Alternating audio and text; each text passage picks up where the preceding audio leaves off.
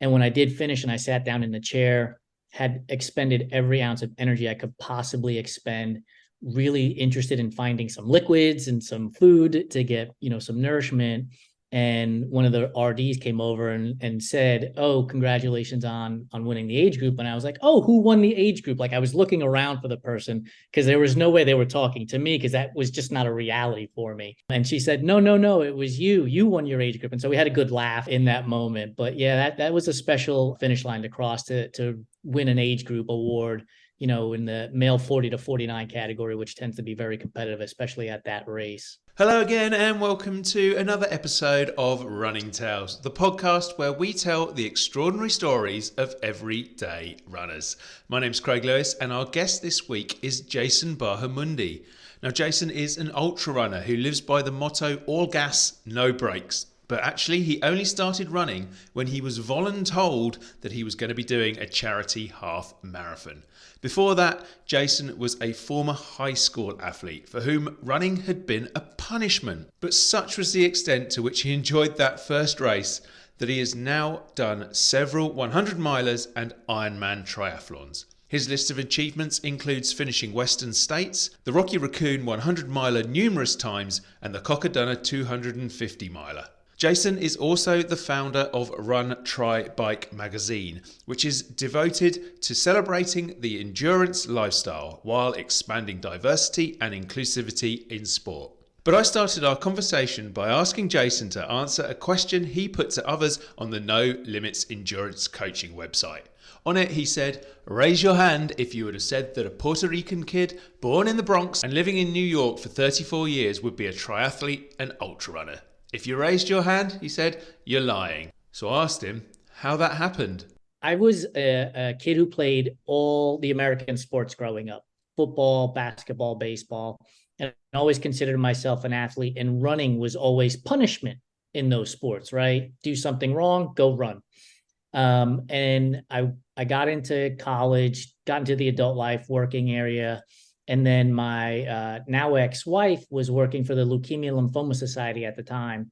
And she essentially voluntold me that I was going to be training for a half marathon that LLS was going to be supporting. And it just started there. And I ran, air quotes for those of you that are listening, to the track by my house. And being an athlete, I was like, I can do this. And I ran one time around the track, 400 meters, and thought that the world was going to end. And then I walked a quarter mile, ran a quarter mile, walked a quarter mile, and I went home and I thought that was amazing. And as the training continued on, my desire to figure out what I could possibly do with my body continued to grow, as well as bringing back the young teenager who played all these sports as an athlete was coming back to me as well. And I was like, man, I actually am an athlete again. And it just kept spiraling from there: half marathons to sprint triathlons to Ironman distance triathlons to ultra marathons. And the longest I've gone is Cocodona a few years ago, in 250 plus miles. It's interesting that you say that even though there was so much pain and struggle in that very first run, that you instantly almost caught the bug despite not liking it when you were younger. Yeah, it was like walking back from the track to my house. It was this sense of accomplishment, like, because again, as a kid, the punishment wasn't go run a mile. The punishment was go run 100 yards, go run around the bases, go run around the field. And now we're talking miles. And at that time, you typically associate miles with driving. I'm going to drive 200 miles. I got to drive 300 miles. And now here I was actually moving my body for a mile. I have no idea how long it took, 15, 20 minutes, who knows. But I was like, okay, 1 mile and now 2 miles. And then I started visualizing, what does 2 miles look like from where I am today to 2 miles down the road? And then it became 5 miles and then 10 miles, and met up with a group of people running, and those miles went by even faster than they were solo. And it just snowballed from there. And were you, at that point, was it just the enjoyment of it, or were you competitive with yourself? Were you thinking, oh, I love this running and I'm going to go into races and I'm going to win those races? Or was there a bit of all of that involved? I have a common phrase that people laugh at me about, but I hate losing more than I enjoy winning. And so it was a competitive thing, and it wasn't always a competition against the people that I was running with, because I was learning so much when I first got started. I recall the lesson I was taught from the very beginning. The gentleman must have been in his, I'm going to say, 60s. He'd been running for decades, and I was hunched over going up a hill, and he was like, no, no, no, you want to be more parallel to the ground as you're going up the hill, because otherwise you're holding your weight up. And he just taught me this lesson. And so it wasn't competition against him or the people I was training with. It was a competition against myself. Okay, you did the first mile in whatever the time was. Again, I don't know, no idea, 12 minutes. Then it was, can you do 11 and a half? Can you do 11? And it just kept going from there, and setting those bars. Now, social media also sets bars for you, right? Like a good time at a half marathon is 2 hours or less, or at a marathon it's 4 hours or less. And so I start competing in that world for myself against those times. And so it was always that way, and not necessarily I'm going to go beat athlete X or I'm going to win the race. And was there a point where you realized, hey, actually, as well as not wanting to lose at this, as well as wanting to improve, I'm actually pretty good at this? I think when I broke 2 hours at the half marathon distance, which I think was the second time doing it, I was like, okay, maybe I have some talent for this. And then I ran my first marathon and got dealt a serious blow to the ego, because at mile 17, 18, I looked like the Tin Man, where every muscle seized and it was really rough. But then you get back to training and you're like, okay, I want to do something to improve on that. And I did. And I got faster. I ran like a 3:30 marathon. And so it just became one of those things where I was like, yeah, I'm actually not bad at this stuff. I actually enjoy it. Now, when I say that, I'm not at the front of the pack, getting on podiums and winning events per se, but I'm better than I thought I was going to be. And I think that was what was also really eye-opening. Yeah, it's always an interesting question when you sort of put to somebody that they're good in this sport, because there's so many different layers of what good could be, from someone just being able to finish 5K all the way up to Usain Bolt in 100 meters, or Elliot Kipchoge in the marathon sort of thing. And there's a hell of a lot of people at different levels in between that. But I guess what I'm sort of saying with that question is you had the ability to go on and do marathons and do ultras, because we get a bit blasé about it in the running world, but there's so few people in the world who can actually do that at all. I just interviewed a gentleman by the name of Rocky Racoon, who writes the Running Sucks 101 Substack. And he put it in such great perspective, because he doesn't run marathons. He runs 5Ks and 10Ks.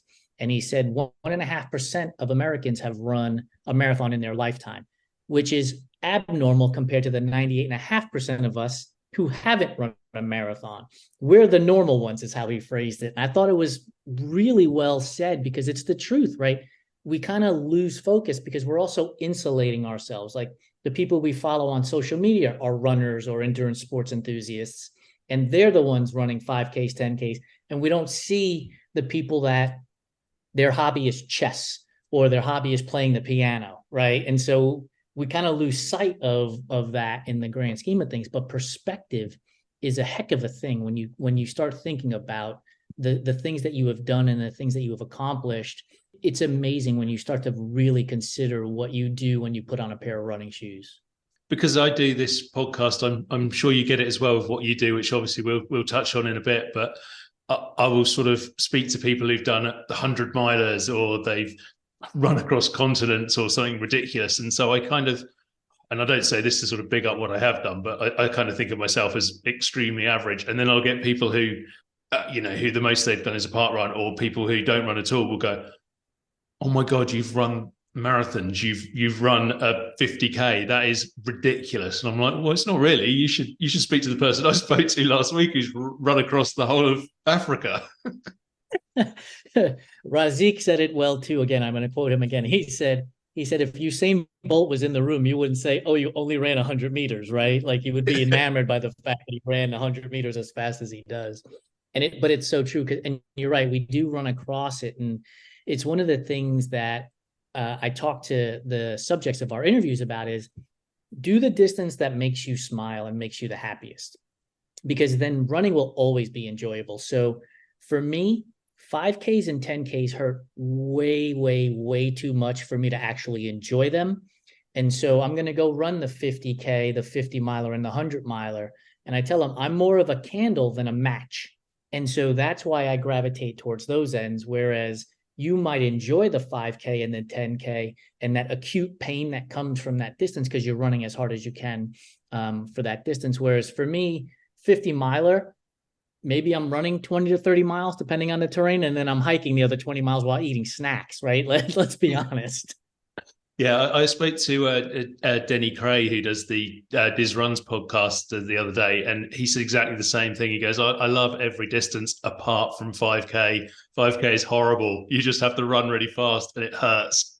Yeah, I interviewed with Denny a while back, and it's the truth. Like I remember I was racing Ironman Texas, and I was on the marathon course at the time, and it's 3 loops. And the gentleman that I happened to be running next to at the time was on his 3rd loop, and he was thrilled. I was on my 2nd loop, and I was not thrilled. And I equated it to the 5K. Like the first mile, you go out and you're like, oh yeah, we got this.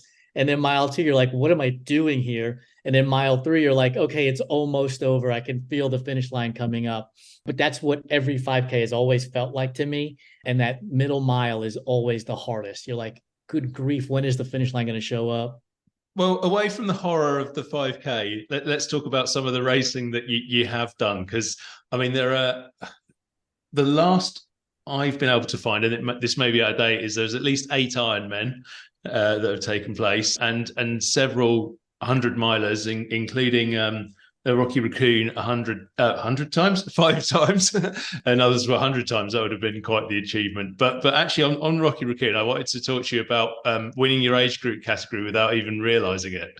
Yeah, that was a crazy day. I think I wound up finishing 12th overall at the event, and I had this goal to run under 19 hours. Like I didn't care where it put me on the finishing list. It was just a goal to run under 28 hours. And like I said earlier, I hate losing more than I hate winning. And I was told at my first Rocky Racoon, I said, my goal is I want to run 24 hours. And I forget the gentleman's name, but he was like, well, why don't you just try to keep up with the leaders if you're going to try to be under 24 hours? And I took it as a challenge. And I think I ran my first one in 20-ish hours. And so it was always a goal to get to that under 19 at that point.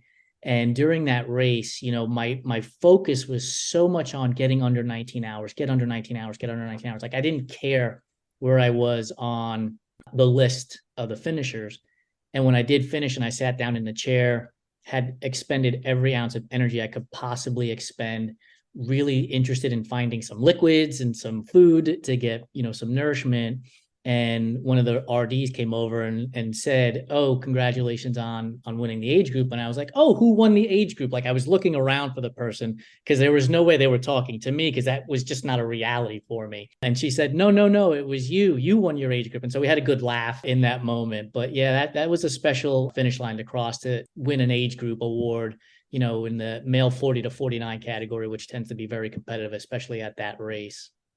Definitely. I always find it's an interesting because I'm in that category as well. Not that I'm ever near the close the front of a field for anything, but even down at park run, as you go up from sort of your 30s into the 40s, the times actually get faster.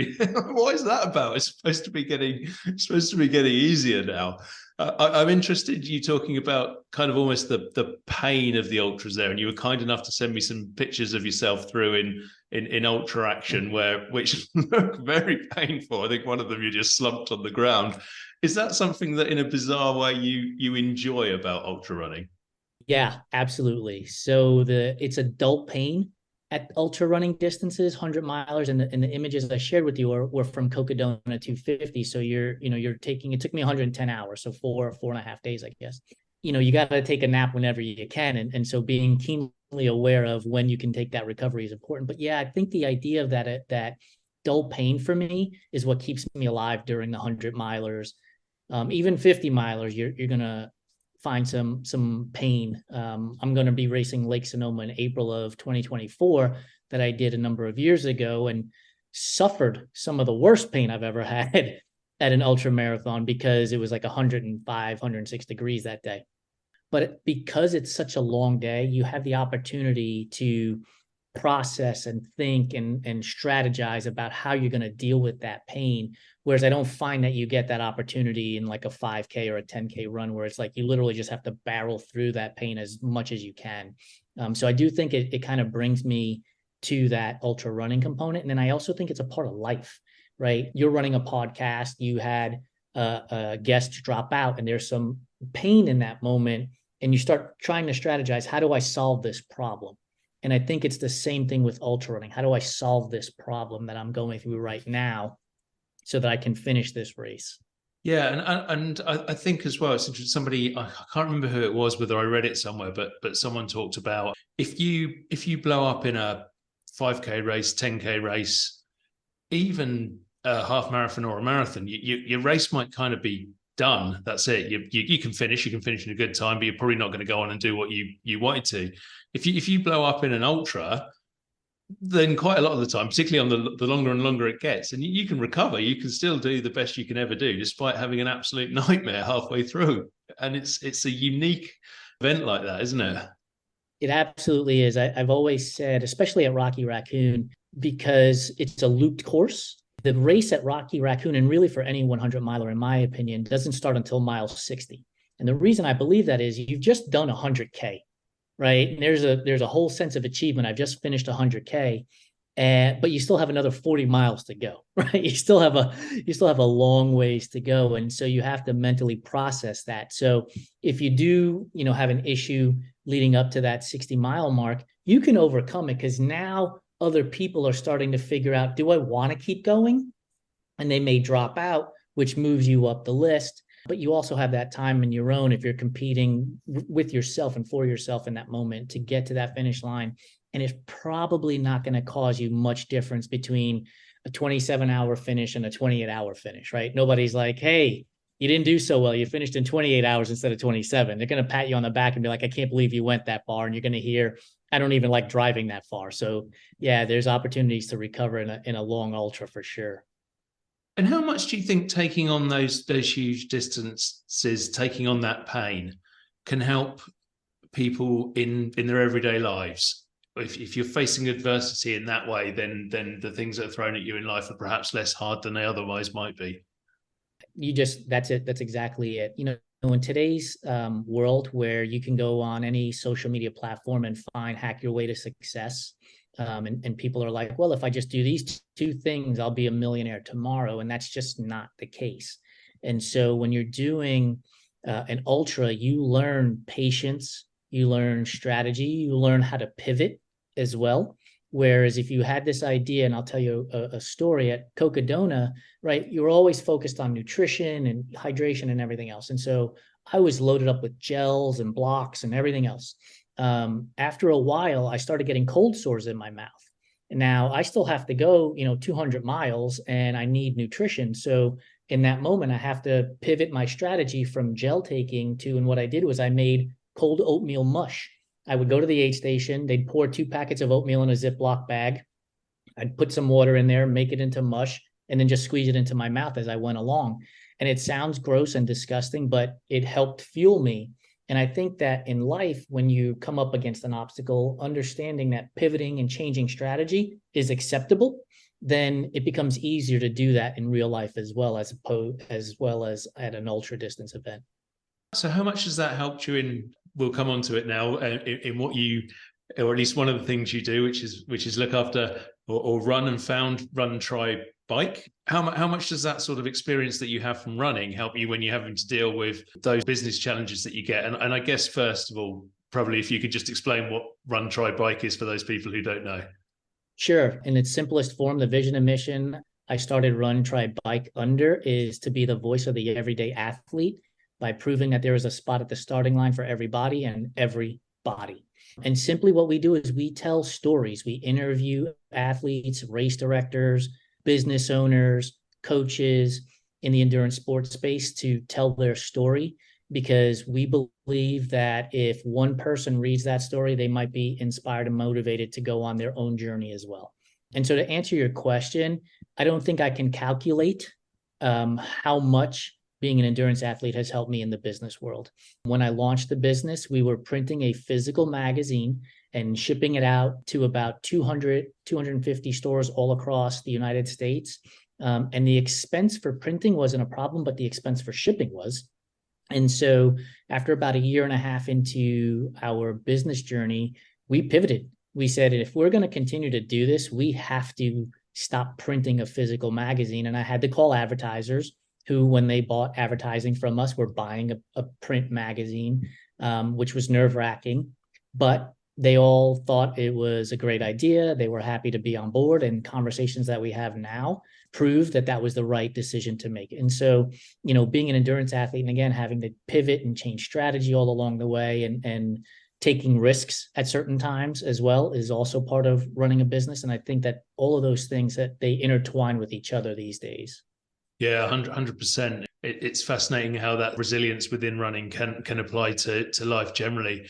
I'm also, I'm loving the sort of ethos of Run, Try, Bike. It's very similar to what we try and promote on Running Tales. But I suppose one question that obviously comes into my mind is you talk about everyone, regardless of gender, race, sexual orientation, physical ability, etc., should have a place on the starting line, and that's something I wholeheartedly agree with. But one thing that I think is, it's almost a shame that we have to say that's just not something that happens, that it has to be said that needs to happen.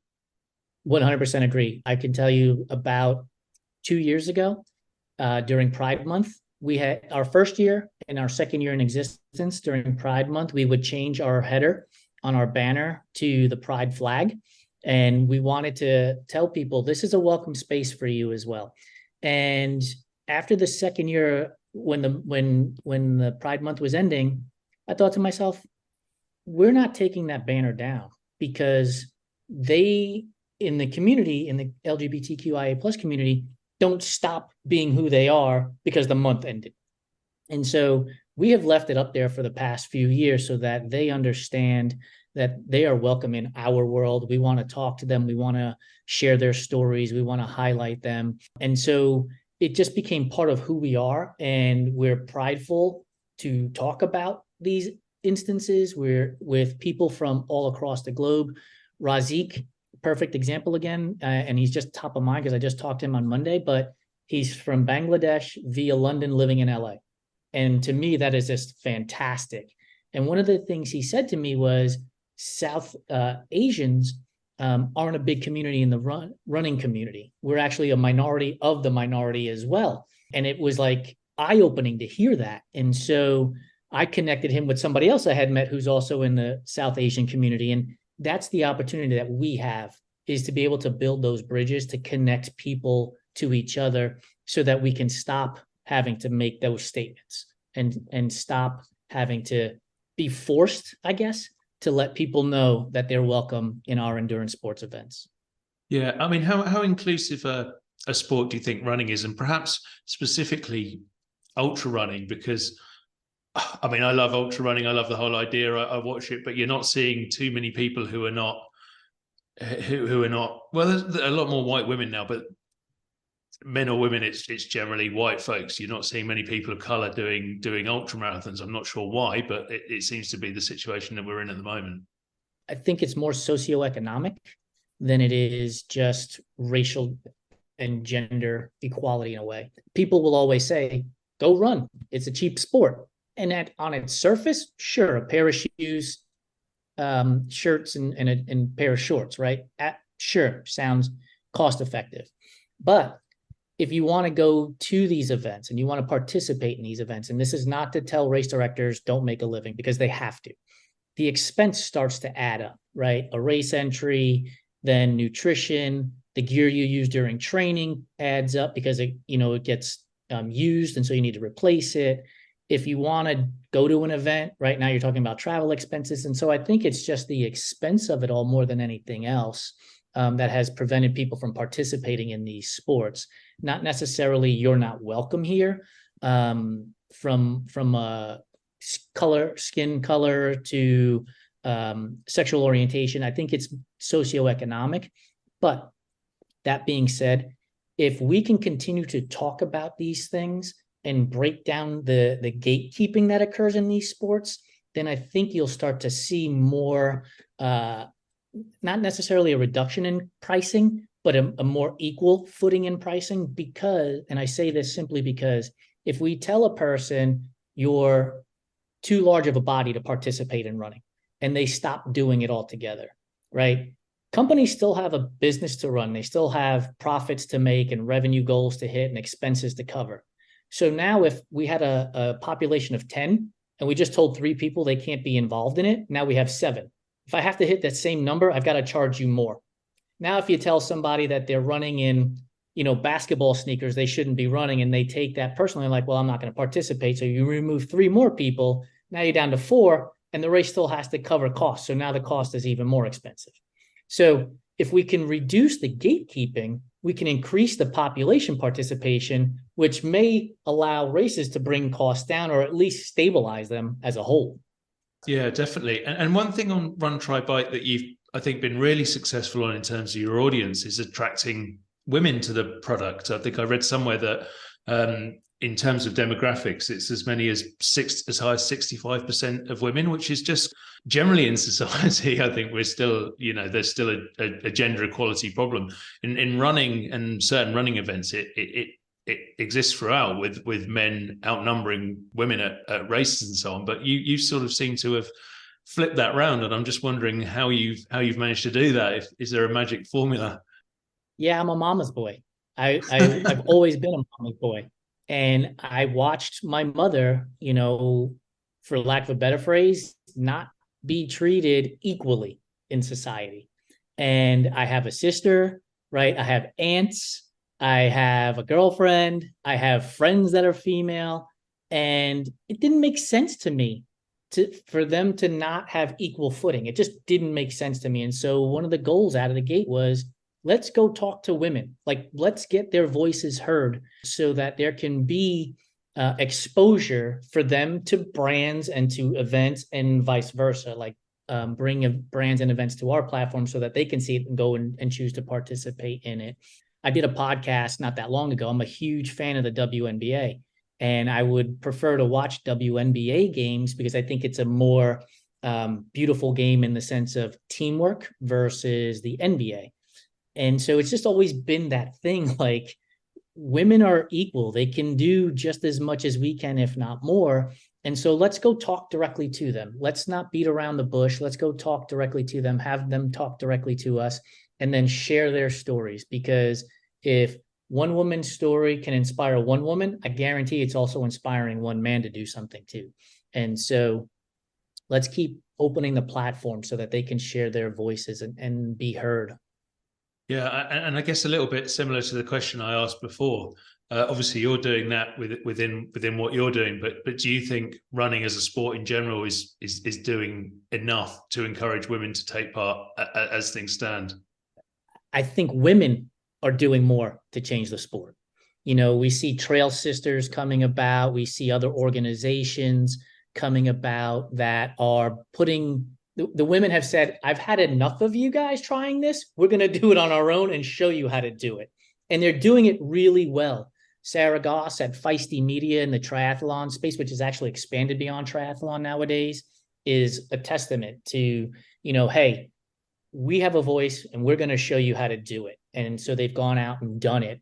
And I think that has also lent sort of a removal of the barrier for others to follow in their footsteps and get out there and start talking more often and doing things. Kira Henninger, who has her own race series out on the West Coast, is proof that, women can run very successful race series and be very popular at it as well. And so I think that they didn't wait for the men to say, hey, let's help you.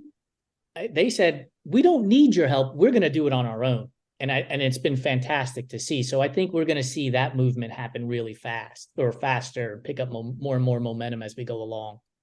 Yeah, and I think the other thing that's been great for the sport is the way that really, really talented women runners have put two fingers up at men and said, actually, we're not just as good as you, we're better. When you look at Jasmine Paris and Camille Herron and Courtney Delwater and people like that, and they're not just going out there and doing brilliantly and smashing women's times and beating other women. They're going out there and they're winning races in their own right. Yeah, it's fantastic. I mean, when I would be racing earlier in my 40s, if I would always say, if I could somehow be within the top 10 female group, I'd consider that a successful day, because how fast they were. Like I was like, man, I want to, compete at that level because of how fast they were moving. And it was always amazing to me to see how well they were doing on the trails and at Ironman events too.